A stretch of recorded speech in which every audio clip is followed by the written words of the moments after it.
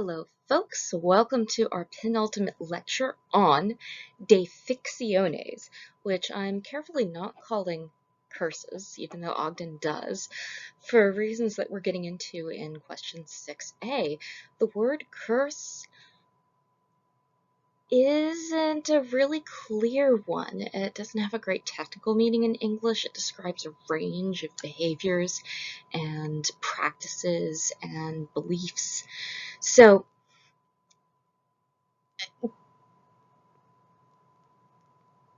where else did I want to go with that? No, I'll just leave that there. Similarly, the kinds of behaviors we're about to look at in Ogden, the ones that modern people tend to look at and say, curse, are complicated too, and there's a range. So today I'm going to give you some extra information and framing material that'll be useful in question 6b.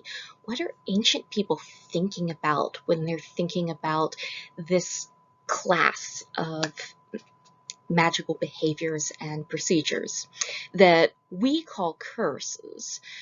They, well, we're about to see in a minute. This is one example of surviving defixiones to come down to us from antiquity. It's written on a piece of lead, and we find these most frequently in burial sites. So the Keramikos in Athens, for instance, we've already been there.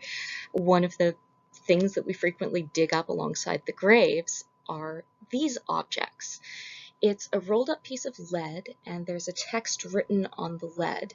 A lot of your Ogden passages are translations of what's on these tablets.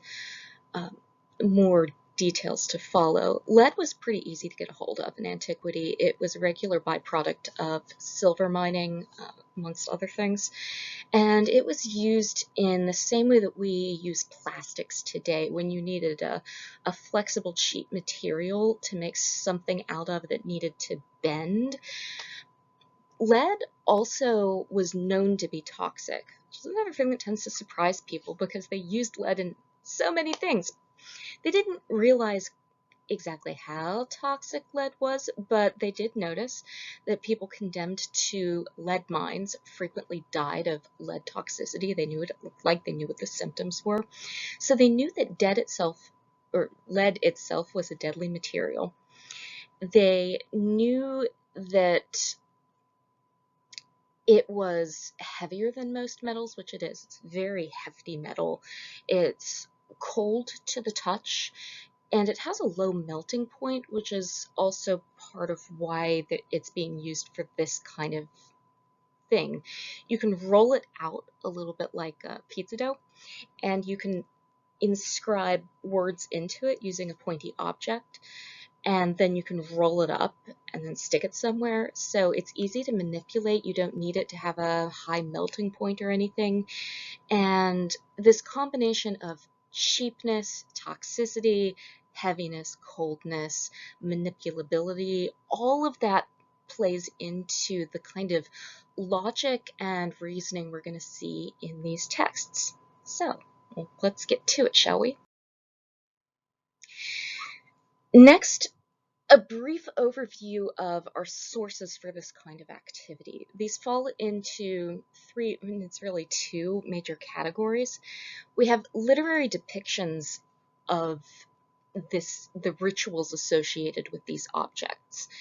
It's mentioned in legal speeches and tragedies, so plays, entertainment. Like this made a big enough footprint in the ancient mind that we have a lot of information for how these things got to where they ended up. We also have a lot of the items themselves. Lead tends to survive pretty well over the years. It can oxidize, so in the presence of moistness, warmth, and air, it turns into lead oxide, which is that white pigment that's so often used to make white lead paint. Another thing about lead paint and why it's so dang dangerous, lead has a sweet taste, and in the presence of acid, it tends to leach into liquids, which is why you ended up poisoning many, many people in Flint. But it tastes sweet, and that's why it's such a problem for kids. Kids like the taste of it, and that's a real issue because children's body absorb lead at 4 times the rate of an adult body because children's bones are still growing. Lead deposits in the bones. The body treats it like it's calcium, and this means that years later, lead will just sit in your bones waiting for your body to have a calcium deficiency, and then your body will pull calcium reserves from your bones, but it'll pull the lead as well, which is why lead is so gosh darn disturbing as a toxin. It is very difficult to remove from a body. It stays there for a long time, and it causes immense damage to brain tissue because it binds to the blood as well. But it binds in similar sites to where iron binds. So you end up with anemia because your blood needs iron there, not lead. Your blood should be unleaded. And it's heavier than iron, much heavier.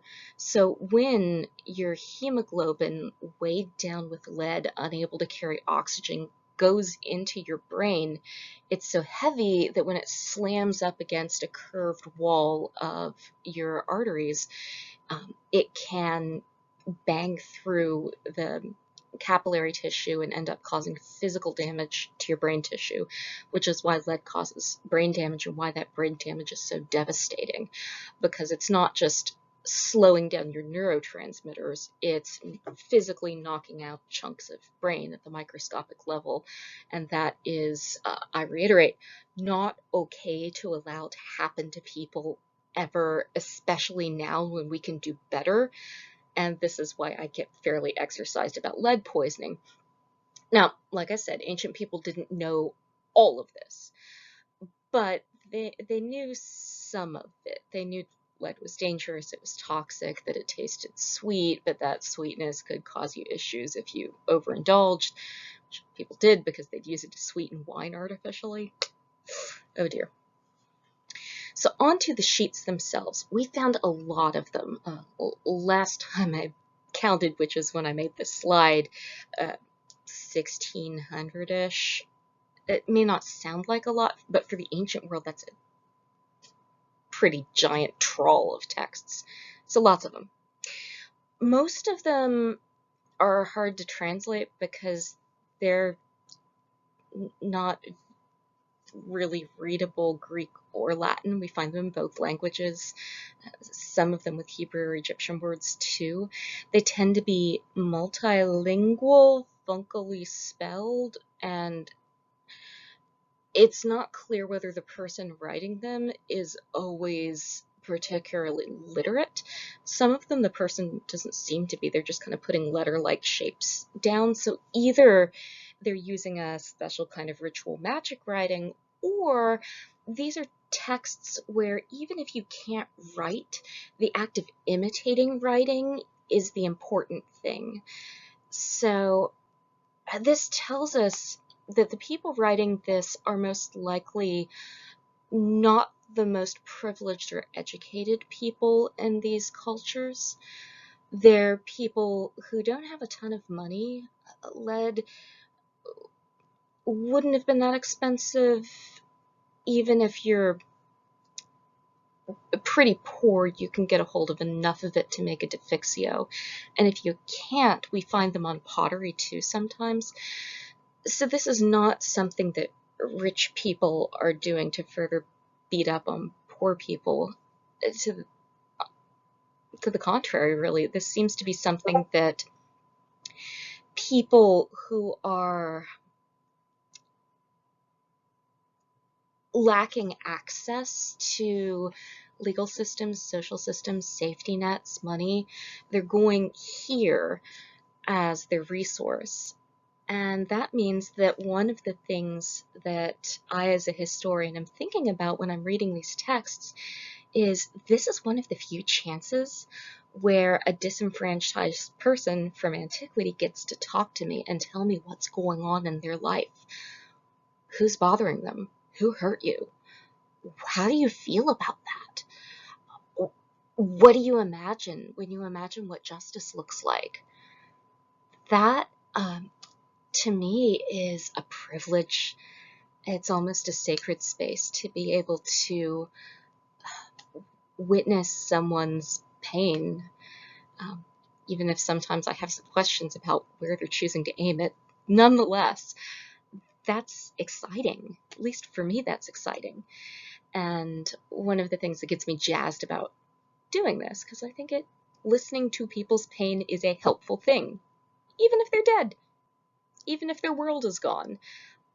It still is something. Like in 2,000 years, if somebody finds my cranky note that, I don't know, I did write a note to my neighbor once. They were parked in the wrong parking space. I was very angry in my defense. If somebody finds that and sees it and is like, you know what? They shouldn't have parked in Dr. Jones Lewis's parking lot. Yay, I would feel a little vindicated. So it's our opportunity. Let's see, other things I want to say about this. We find these from the very beginning of Greek literature and writing to the 4th century CE. It seems to peter out at the same time that in urban spaces, Christianity is becoming the state religion and the normal religion, and that makes sense. Christianity did not think that this was an okay way to go about bringing your problems to the attention of the divine. My armchair thought is that Christianity may have more built-in ways to go to God to talk about your issues.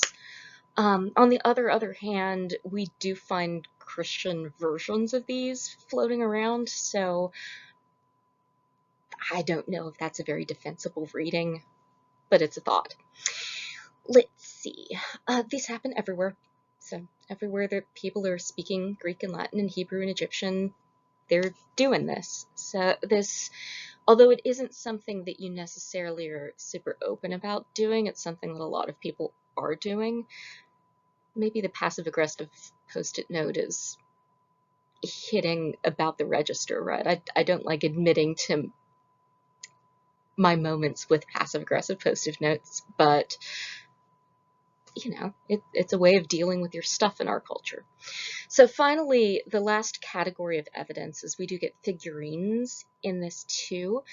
Your textbook calls this voodoo dolls. Poppet is, for me, a better term. It's more appropriate to the time and place and geographical region. Okay. A few words I wanted to underline because I'm going to ask you about them, and also Ogden gives you a lot of words. These are the important ones I want you to focus on for this. In Greek and in Latin, the word for this kind of activity is related for binding, securing, sticking in place. In Greek, the word they use is katadeisthai, which means to tie down, to bind in place. And that's the kind of language we see on these. So when they're talking about what they're doing, they're like, I am tying Bob down. In the same way that we would say, I'm holding you to your word, or I'm holding you responsible. So the way we say hold is the kind of register of katadesmos. But there's also some judicial subtext, which is why I'm going with hold you to this. We also say hold liable in legal English, in the same way that katadesmos or katadeisthai. Katadesmos is the thing, the binding spell. Katadeisthai is the verb of what you're doing. You're tying it down. In Greek legal language, if you are holding someone legally responsible, or you are putting an injunction on them to do something, it's a court order.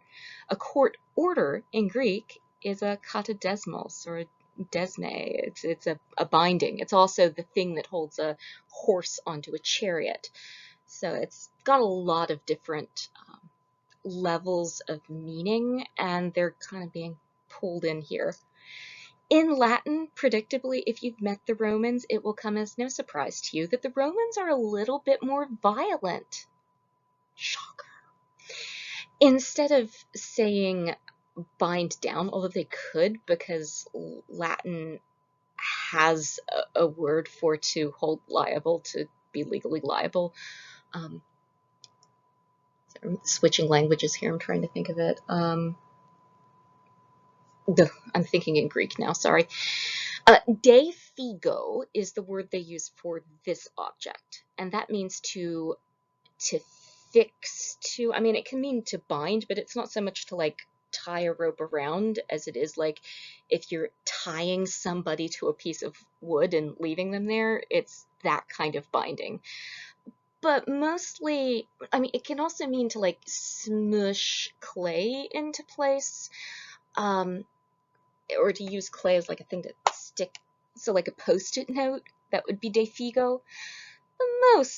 Mostly when Romans say this, they mean I nail the thing to the other thing. So I like bang, bang, bang, bang, bang, nail. That's what they mean.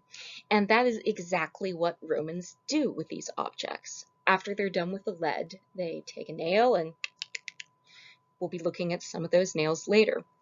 So defigo is to nail up, to bind up. This is something, it may sound like it's divorced from legal language, but it's not. Most obviously and disturbingly, of course, one of the methods for capital punishment in the Roman legal system, if you did not have Roman citizenship, was crucifixion.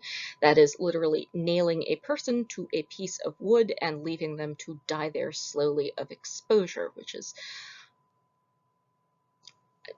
I find incredibly disturbing, just gotta say. It upsets me, and I'm not going to apologize for that, because gosh darn it, you should be upset by that. When they're talking about this object, they call it a defixio, which is making it into a noun. So a defixio is a nail up, a nail it up. And sorry, I was going to talk about legal language. It's not my best work, is this? So when you have a Roman legal document, say a notice of a court date, or a new law, or a local decree, or a certificate of citizenship, a certificate of freedom, any of these legal documents that you need your community to see, you would nail it up onto a wall for people to look at. And this is sort of what's going on with the defixio. You're nailing it up, but instead of displaying it, you're rolling it up. Instead of nailing it at a public place, you're nailing it in a graveyard, or nailing it and putting it in a wall. So we're doing an action that's similar to the ritual you go through to file legal paperwork in ancient Rome, but maybe leaning a little bit on Smith's miniaturization ideas a bit. Instead of doing it for the public, you, the individual, are doing it and then leaving it there for the gods of the underworld to see and hear and receive. Okay. All right, let's look at some examples. This is super duper early. You can see from the caption, this is 5th century BCE, right at the beginning of when we start finding these things. It's written in Greek letters, and it's a Greek example. It's found in Greece.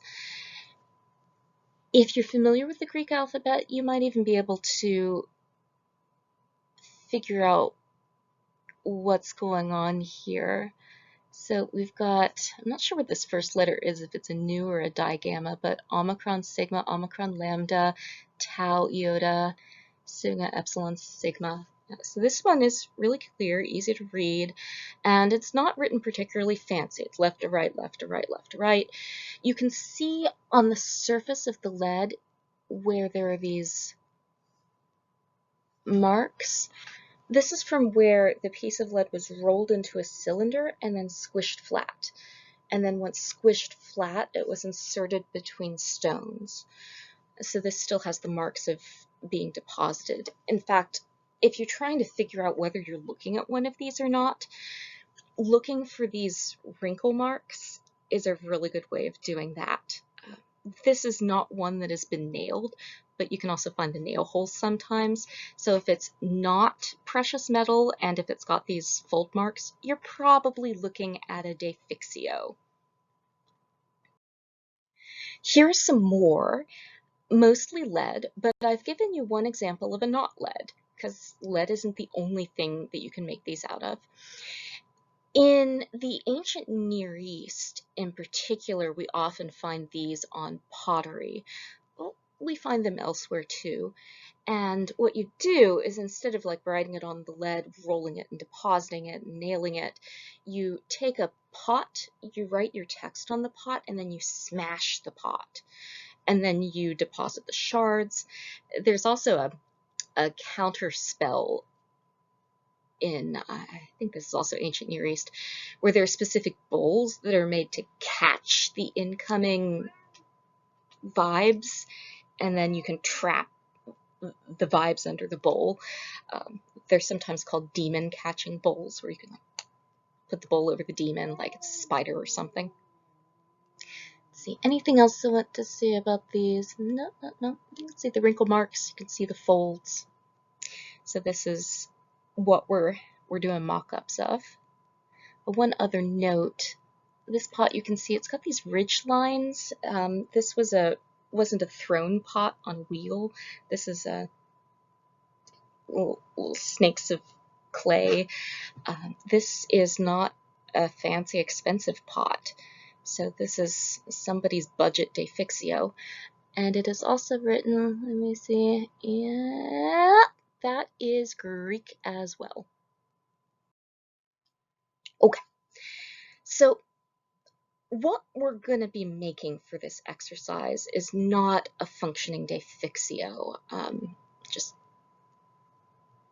to make sure we're clear on that. If you want to do a functioning defixio, you have to go through the entire procedure, and it's a 3-part process, and this we have really good evidence on, so firm on this. So even if you do happen to do this on pottery and you're breaking it, that's not enough. So if you're really serious about doing this kind of prayer ritual, then you have to inscribe it, find a graveyard to deposit it in, and I don't know if it would technically work on hallowed ground, but there's always a wall, hypothetically. Mind you, I am not encouraging this kind of behavior. I'm not asking you to do it, like to the contrary, but this is how. All right, so first, the speaking and the inscribing. So you don't just write to make this work. You have to speak as you inscribe. And this is typical of ancient literacy as well. People didn't put spaces between words, and you may have noticed this on the text on the other pages. Sometimes there'll be like spaces in sentence breaks, but often not really. Any space you leave on the page, you're wasting money, so you try not to do that. And this means if you're reading, you're going to be reading out loud to kind of hear the spaces between the words. Similarly, there aren't punctuation marks or anything like that, and there, even in the most literate part of this culture, literacy doesn't mean to them what it means to us. If you bought a book, you would be expected to read it aloud as a performance for your friends. Often authors, the ritual of the book reading we still have, and it's a survival from this old literary culture where you get somebody to read it to you. So books on tape were the normal way for upper class people to consume books. You get somebody else to read it for you, or you get together with friends and you'd all read it together. And there was also a lot more blurring between composition. Like, speaking the thing was the most important, and if somebody else wrote it down, the person who spoke the word is still the author. And this is the way legal work proceeded as well, as you'd have a court reporter who would do like the stenography stuff. In upper class households, you would enslave people to do both the reading and the writing for you. And that's important to keep in mind because a lot of our ancient authors, when we imagine them writing, say, their histories, like Herodotus or Tacitus, uh, we imagine them sitting down by themselves with a pen, like writing, but that's not how it worked. And we know this from descriptions of Pliny the Elder's working process. His nephew talked about how he used to work. And what he'd do is he'd have like a guy reading a book on tape, and then also somebody who would be taking notes on the other side. And when something cool came out of the book that the guy was reading to him, he'd be like, oh, wait a minute. Okay, take a memo, write this down, da da da da da da. And then he'd dictate a little bit of his book, and then he'd be like, okay, start again to the other guy. And then somebody would follow him around all day to his meetings, reading to him like a book on tape in our car stereo today. When he was in his bathtub, people would read to him, and apparently he really hated like washing his head because he had to pause his book to go like wash. Honestly, that's one of the most relatable things I've ever heard, except for like enslaving people to read your books. Yay, computers. So much better now. All of this is to say, the speaking and writing isn't that special of a thing. This wouldn't have been super conspicuous. If you saw somebody speaking as they're writing, you wouldn't assume, oh, they're making a defixio. Okay, so you've inscribed your text, you've got your lead. Next, you have to process it. So by processing, we mean rolling it up, putting a nail through it, speaking over it, maybe dipping it in something. If it's ceramic, the breaking. There are all sorts of things that you can do to this before the final step is the depositing. You would do this in a place that was close to the deities you were trying to get a hold of. And almost always this is going to be some kind of chthonic deity. Gods, including gods like Mercury, Hermes, because he's a chthonic deity, he takes souls to the underworld. So he's actually perfect because he's the mailman. He'll pick up your mail, he'll take it to the underworld, and he'll also read it because he's a god and maybe he can help. So he's that mailman who reads your mail. Classy. But it's not all chthonic deities. You do get some that are addressed to Mars. Of course, Aphrodite comes up a lot, especially if it's got to do with love angst or less classy sorts of attraction angst. You'd put this in wells, graves. Holes in the wall are also okay, and this makes more sense if you think about what graves looked like in the ancient world. They're not very far underneath the ground, and there's often a monument above that's wall-like, or you're putting human remains into little niches in a wall. So when you think about what you're looking at when you're visiting somebody's grave in the ancient world, yeah, it'll look like a wall often. So just putting the message in the wall, which is a barrier, it's between here and there. So it's symbolic of the barrier between here and the underworld, and walls are connected to the earth, so it works. So grave if you can get to it. If you can't get to it, then a wall is fine. Well shafts just gives me agita because like they're putting sheets of processed lead into a well. Oh gosh, it's such a bad idea. Oh, this is such a toxic thing on a number of levels. This is, yeah, about depositing and mailing it, but also about preserving it, and it worked. We're still finding them. Yay.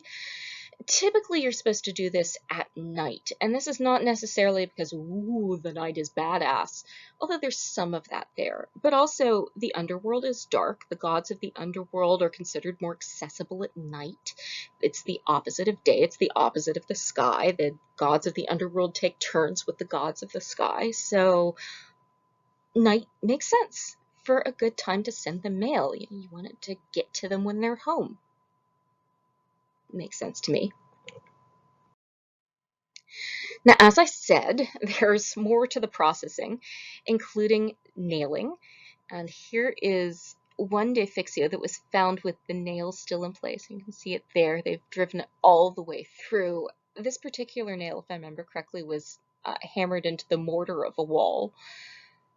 So somebody was very determined. I don't know that I have the specific text here. I imagine this is an interesting story. You can see also they've folded the lead into quarters, so you don't necessarily have to roll it up. It's just easier to roll it up. You may also notice, I'm sure, the figurine that has similarly been pierced with pins instead of nails. This is one we're going to talk about a little bit more when we discuss erotic defixiones, because it's a related but different realm of this kind of activity. This points to, without too many spoilers, some of the violence that carries over between nailing things up as a plea for justice and vengeance and so on, and the kind of piercing and nailing and violence that's a part of erotic magic. There is more than a little subtext of violence and control, and we'll get into that a bit in the next lecture, but just kind of prepare yourself. That's where we're going. I won't get too graphic and horrifying, but it's distressing. Don't do that. We have found examples of the nails that were used for this, and that is important because the nails ideally, and I use ideally here in the very broadest sense of that word, were supposed to be from an execution, preferably a crucifixion. So a nail that had been used to take somebody's life through this torturous means was the gold standard, if you could get it. And apparently people could. Well, not apparently, people could in the ancient world, because crucifixion was ongoing. But it does seem that a lot of the nails we find likely weren't ever used to crucify anyone. They're just not bent enough. They're not banged up enough. I mean, these look really good for nails that someone has hung to death on. Also, some of them are not long enough. Okay. Of these, the bottom one is the only one that I think would be structurally sound enough to do that with. Oh gosh, that's so messed up. Instead, what we think is people sold nails as crucifixion nails, genuine crucifixion nails. Or they could have been a nail that's like meant for crucifixion, or maybe reconstituted from iron that had been used in a cross. There's some breadth of interpretation here. Often, though, these nails are processed too. So you'll notice on this middle one, for instance, there's an omega, and then there are these 3 X's and a snake figure, and then sigma, omicron, alpha. I have not done ipsopsphia to that to figure out what that adds up to, but presumably something. It says Uswak. I don't know. But maybe the snake is a thing. Unclear. Similarly, this one has a Broxas written here, and then Azrael, interestingly, which is a name from the Hebrew Bible, I think, of an angel, or is it a daimon? It's been a minute. It might be a daimon, but I know it's of Hebrew extraction. Mostly I know it is the cat in the Smurfs, which is something I should probably Google later. And then this one also has writing on the sides, short like spike. The large one here is about the length of a railroad tie spike, but much, much thinner. And all of these are made out of wrought iron. Steel was available in the ancient world, but expensive, and you wouldn't waste it on this. Now, a note about the processing here. Beyond, no, not even beyond, this may feel a little obvious, but I think it's important to point out.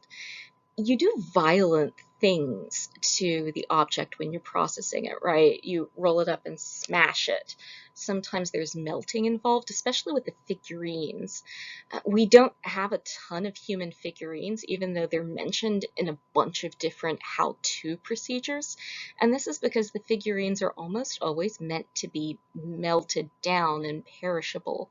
So like the little Hermes figure made out of wax with ivy in it that we talked about last cycle, that would have been melted down. The dolls in the loyalty oath between Thera and Cyrene, they would have been melted down.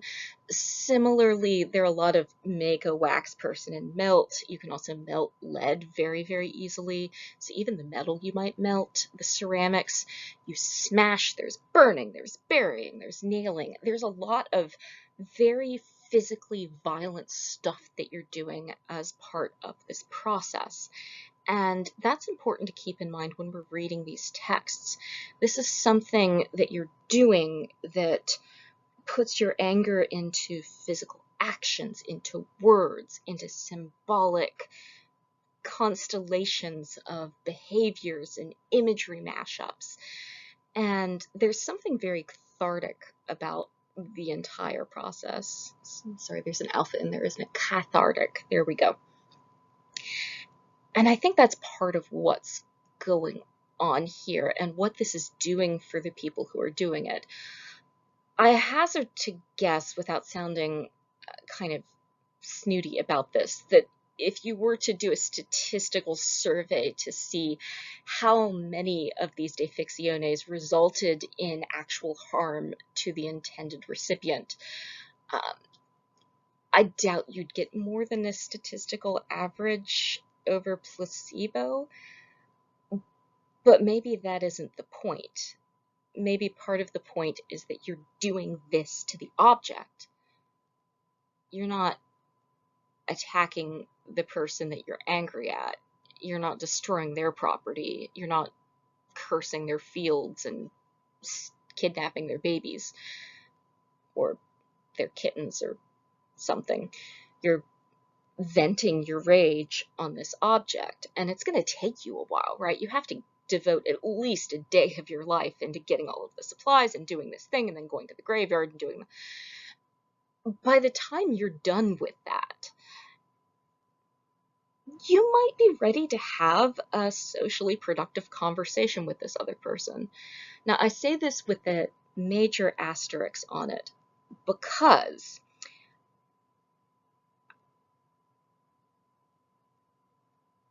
the idea that diverting your violence onto an object is a cure-all for violent thoughts and impulses has been, at least as of the last time I checked,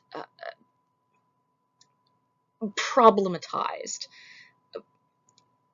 Rage and physical rage tends to escalate, and I find myself cautious because for most of us, yes, we'll calm down after we've had our moment and beaten up our lead tablets and then we're done. But for other people, practicing your violence on the lead can make you more willing to become more violent and escalate. So I'm not suggesting that this is the healthy solution to dealing with all of your rage, but what I am saying is that it can, one's not getting the entire picture if you look at this and see it as the end expression of this person's rage. In some ways, you do this to the lead because you don't want to hurt your social relationships, right? You don't want your initial emotional reaction to harm your love for somebody.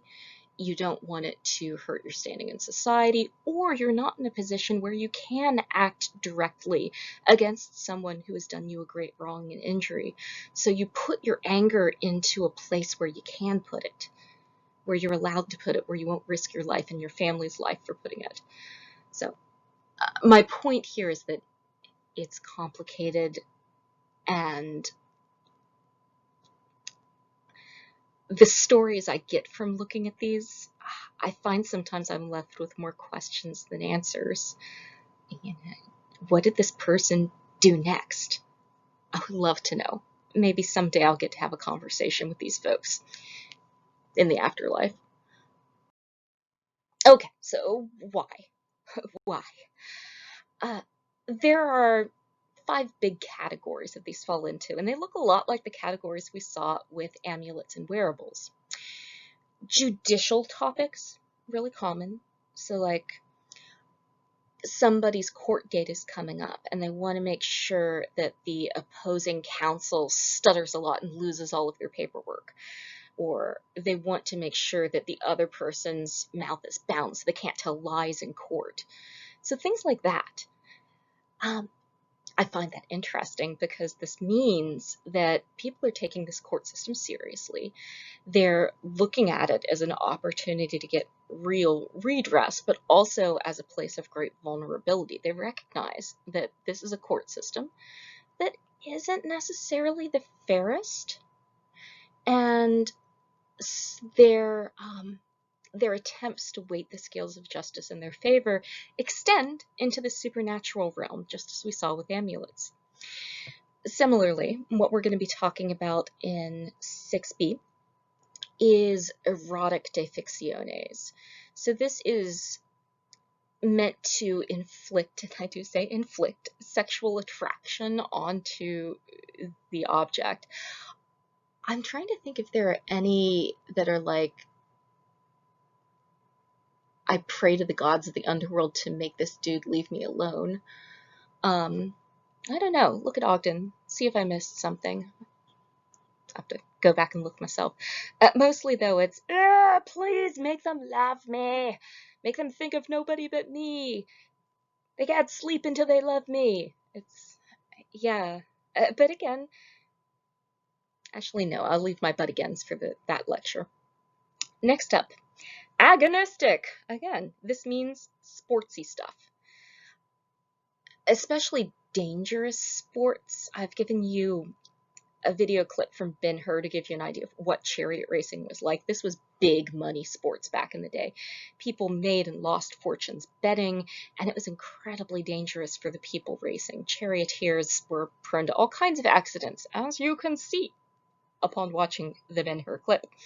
And in order to try not to die so much, they would resort to defixiones to try to get the other charioteer not to win and to keep themselves from falling off the chariot.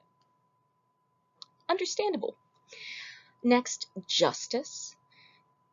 This is a big part of the category, and this is exactly the same kind of justice pleas that you see in angry Facebook posts where everybody but the person you're angry at sees it, or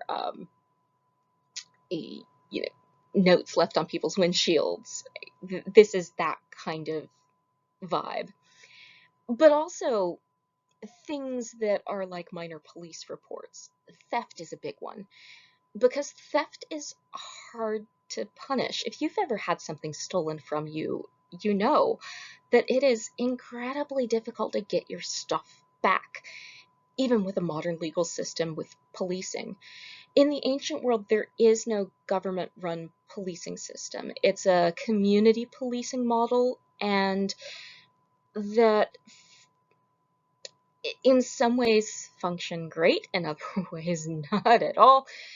It seemed to have devolved into gang structures frequently, but one thing it didn't do very well was get you your stolen property back, despite the fact that theft was a public crime and could get you the death penalty. So it was a zero tolerance legal system for theft, but it didn't succeed in getting people to give you stuff back. Theft was rampant, and people had a lot of anxiety about getting their stuff stolen. And then when your stuff was stolen, it was vanishingly difficult to get it back, to like find out where it is, prove it's yours, get it back.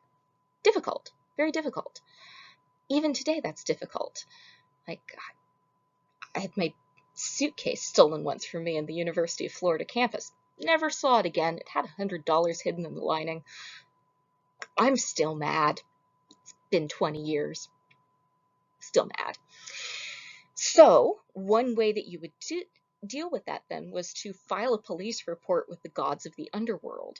And this is why Nemesis is such a heavy hitter. I've noticed that some of you have already looked up Nemesis for your various amulet needs. Nemesis is also super popular in the defixiones world because Nemesis is the goddess of getting your just vengeance back. Hecate's involved in this too. Hecate cares about your nonsense and is willing to help. So Hecate might come bail you out. And you're going to hedge your bets. Why pick one god when you can pick several? And it's not just gods with formal names either. So personified gods, like Nemesis is both the word for vengeance and also a goddess. There's also a goddess of victory. Her name is Nike, or Nike, just like the sneaker company is named after her. And she is both a goddess with wings, but also she's the word for victory in Greek. So any word that's a concept, you can turn into a deity with ancient logic. Similarly, you can ask your household gods, your lares. You can ask minor daimones characters, including characters that we would think as fictional characters. So like Helen of Troy, Achilles is a hero god. So you could cast a very broad net when you're looking for potential allies out there. Final category is economic competitors. So somebody sets up a shoe shop right down the street from your shoe shop.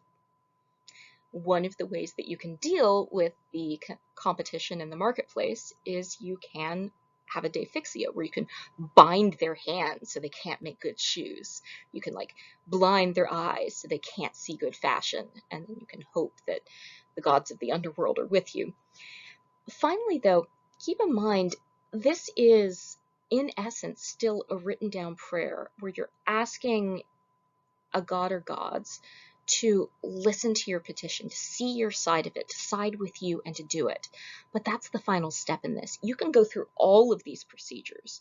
You know, your lead is in the graveyard and there's a nail in it and you did it right. You have nailed it in all senses of the word.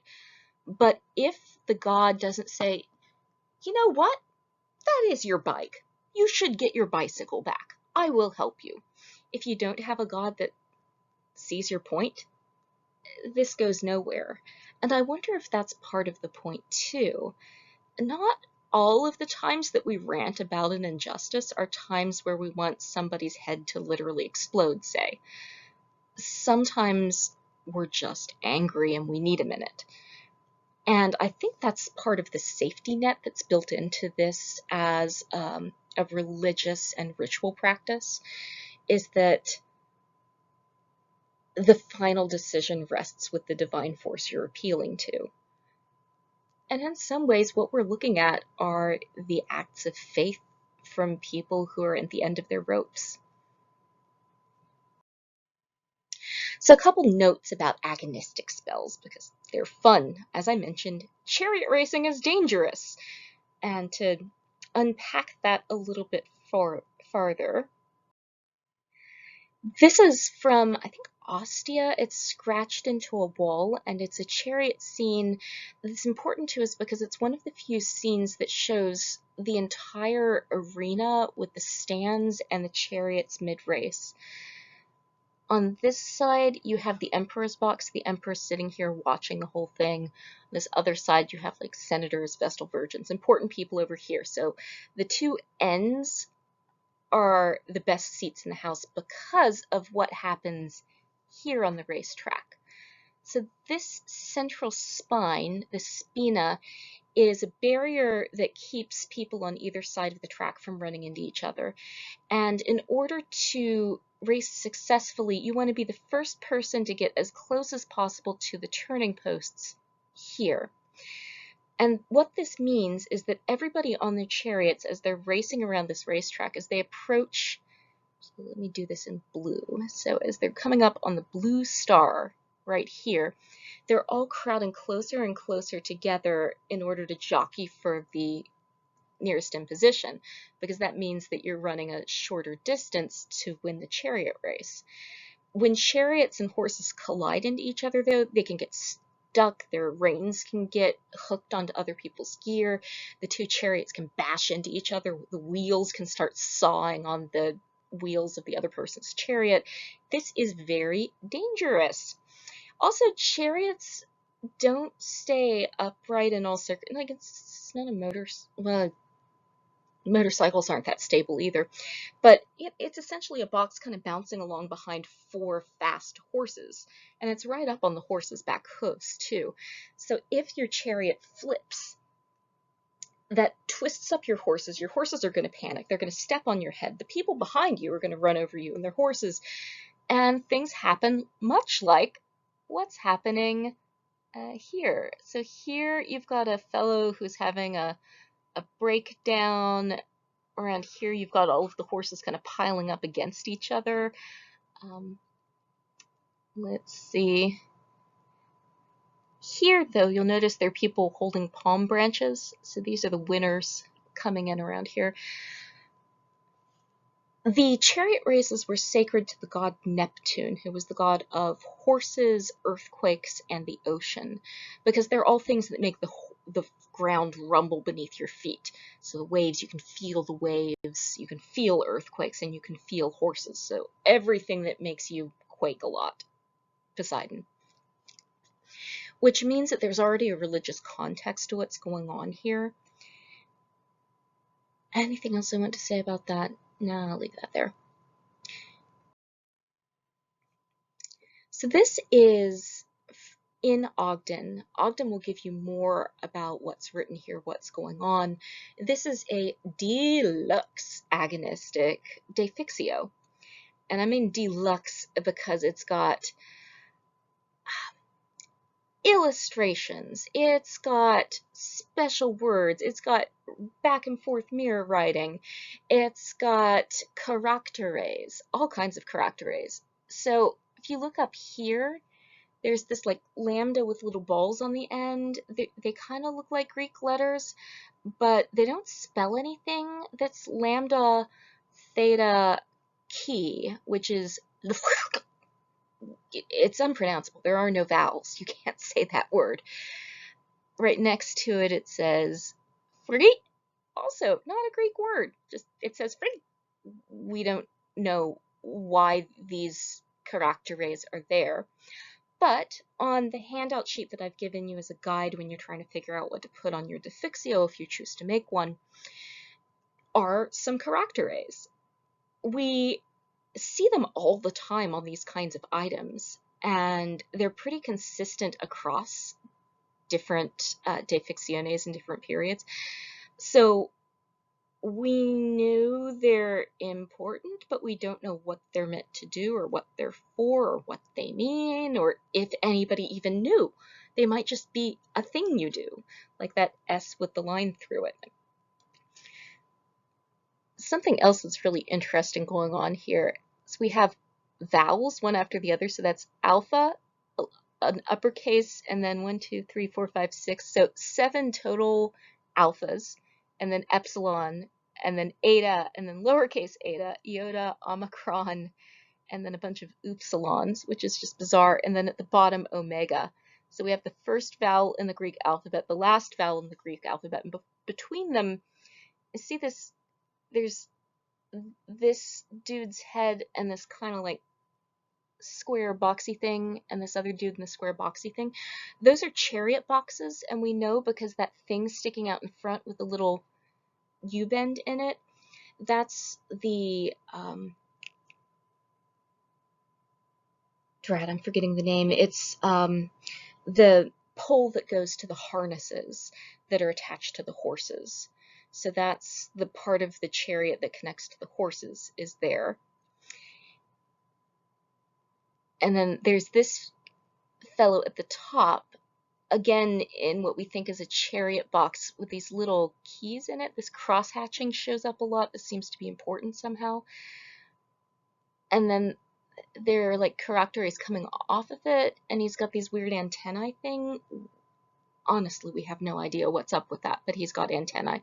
He is probably not an alien, is the best I can do for you there. Here we have a figure that is half man, half horse. And he's got sort of horse hooves, but also man feet. They're cloven though, like a cow. I'm not sure what the heck. And then the horse head. So the horse and the driver are one here. And likely that's what's going on. That part of what this is doing is that it's a prayer that the charioteer and his horses be able to operate as one unit. Within the body of the horseman, there's also this character,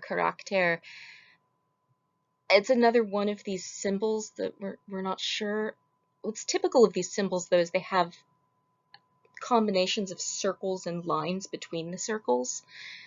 And it's at the chest, so maybe this has something to do with the heart or the chest or the nerves. And then at the bottom on the feet, the cloven hooves are made out of characteres that have been joined into the foot.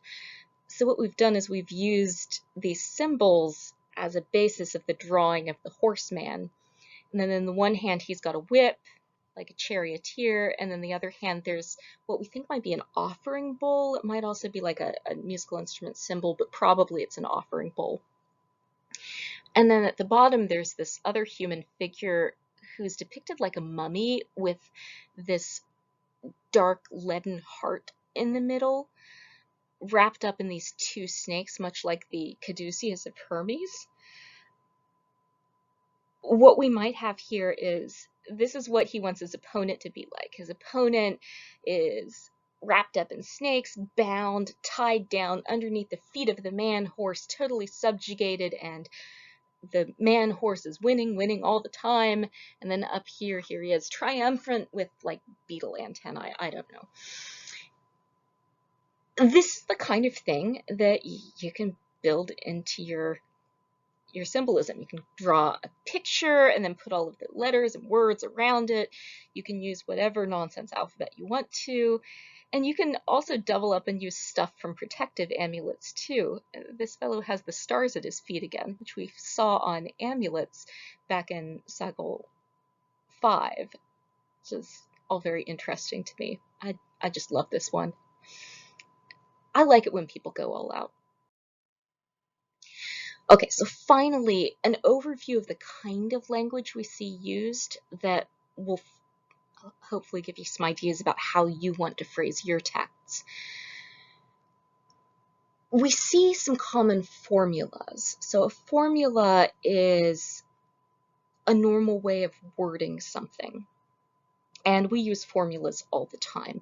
We have expectations for what a prayer sounds like. We have expectations for what it sounds like when you're ordering something at a restaurant. Like when you're seated, your server is going to say to you like, "Hi, I'm Bob. I'm going to be your server tonight. What would you like to start with?" Like, that's a formula. Like the thing that your employer makes you say when you're checking people out at the cash register. That's a formula. "Hi, did you find everything you need? Would you like paper or plastic bags? Can I load this into your cart for you? Thank you for shopping at blah, blah, blah." That's a formula. So formulas happen here too. I bind statements are big, and that's usually how you start out. You say like, "Hey, person I'm praying to," so you direct your petition, and then you say, "I bind so-and-so from doing the following stuff," or "I bind so-and-so that they have to do the thing." As I mentioned, there's an address to a divine power with a command or some expression of the future. So, gods of the underworld, I bind, come up with somebody fictitious. I bind Spock to come in his spaceship and take me to see Vulcan. That would be fun. I'm watching a lot of Star Trek in quarantine. Yeah, so something like that. There are also a lot of similia similibus, which is a fancy way of talking about similarity formula. So when you say, "just like a ba-da-da-da, I want this to happen," with the lead tablets in antiquity, normally it was like, just like this lead is cold and lifeless in my hands, so too I want Bob the Builder to be cold and lifeless and not to sing that theme song anymore. So irritating, guys, so irritating. Jimmy loves it. They're animate tractors.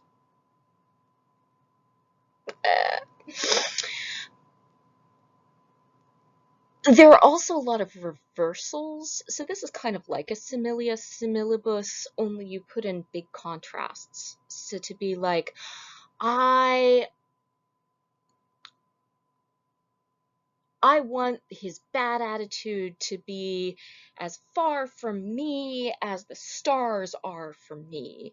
Or maybe you'll be like, just like he's proud and haughty and above me now, let him in reverse. Let him then be miserable and below me and poor and taking out trash for the rest of his life. Whoever it is that I'm wanting to take out my trash right now. There's a lot of like up, down, east, west, right, left. So you want to pick a lot of opposites and lean into those opposites. So although he is happy now, let him instead be just as sad then as he's happy now. Things like that. Venting language. And you can do all of this. You can just pile it on, and there is no such thing as too much. Ancient folks would just go for it. But they also get very specific. And the language resembles a combination of the sort of language we see in more mainstream prayer activity. So the same kind of things that people write in prayer outside of this context. So down to addressing a god, mentioning where that god might be living right now. You send a forwarding address, and then you say what you're going to do for the god if they do this thing for you, and then how you're going to be so grateful and thankful, and you appreciate their time. It sounds a lot like a note asking for something. Just here, it tends to be a little bit more angry and violent. Sometimes, not always. But it also looks a lot like legal language. And in fact, legal language and prayer language is pretty close in the ancient world, and still is a bit today. In both legal English and in prayer English, we often use formal, old school, archaic ways of expressing ourselves. And we use very precise language with a specific meaning inside the ritual context. So in English, we'll say, now I pray to you, Lord deity, da da da da. In our legal texts, we'd say something like, I do hereby and forthwith designate X to be my Y. This has a little bit of both languages in there.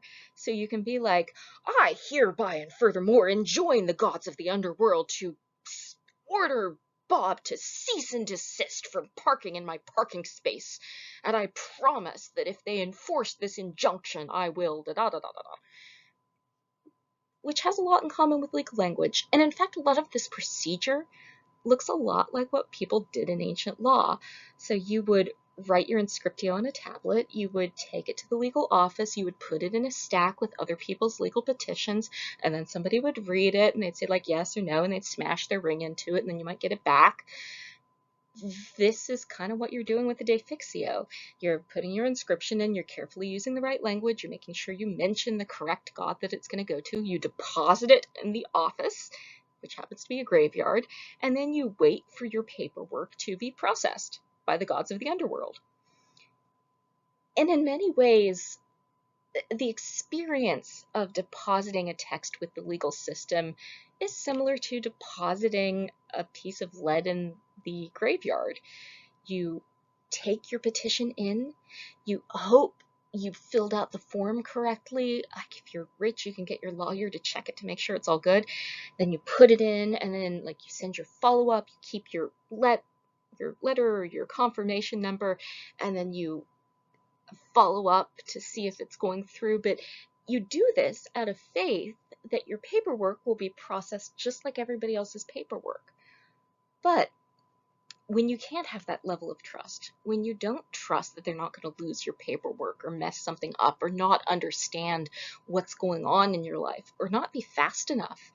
Yeah, if you're filing for an order of protection or something and you're in a state that doesn't take stalking seriously, then you might be sitting on a lot of anxiety just waiting for the legal system to have the urgency that they need to have for you. So in that situation, you might think, well, maybe the goddess Nemesis is going to have more of a sense of urgency.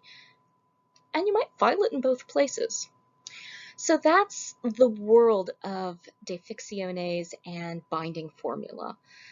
And anything else I want to say about it? Now, just to reiterate, if you're not comfortable making one of these, you so don't have to. And you can just default to the extra discussion, no defixio thing.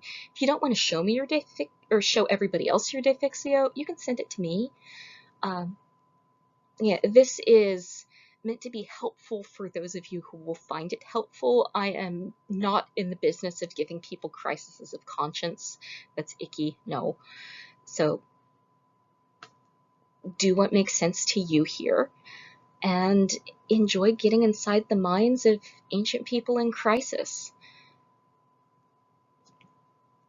That's what I got for you until the last one, where we're going to talk about the creepiest variety of defixiones. Please do not make this kind of defixio, because this is legit creepy. That is defixiones that are meant to force somebody to have special feelings for you. Guys, love is hard, but come on. All right, later.